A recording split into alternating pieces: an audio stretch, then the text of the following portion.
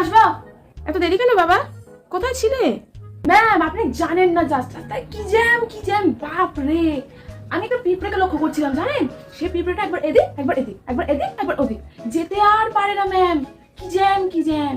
তাহলে ভাবুন, একটা ওইটুকুনি পিঁপড়ে যেতে পারছে না, আমি কি করে আসি বলুন তো? ওই জন্যই তো দেরি হলো। আচ্ছা ঠিক আছে, এসো বসো। ম্যাম।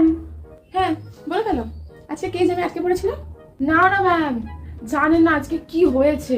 আমি জাস্ট রাস্তা দিয়ে আসছি, সেই সময় একটা চোর আসলো, আমার পা থেকে জুতো খুলে নিয়ে চলে গেল। ভাবুন ম্যাম ভাবুন। তারপরে সেই চোরের পেছনে ছুটতে গিয়ে আমার দেরি হয়ে গেল। পায়ের থেকে জুতো খুলে নিয়ে চলে গেল? হ্যাঁ ম্যাম, তারপর সেই চোরের পেছনে ছুটতে গিয়ে আমার দেরি হয়ে গেল। এই দেখুন ম্যাম, এই দেখুন। এসো বসো। ম্যাম। হ্যাঁ এসেছো? তা আজকে কি চুরি হলো তোমার? আসলে আজকে ভোরবেলা আমার দাদু একটু অসুস্থ হয়ে গেছিল বুঝলেন তো, তাই জন্য একটু সেবা শুশ্রূষা করতে গিয়ে একটু দেরি হলো আর কি। কি আর করবো বলুন, একমাত্র দাদু আমার।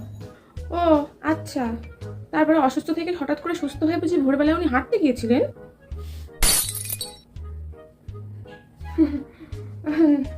না মানে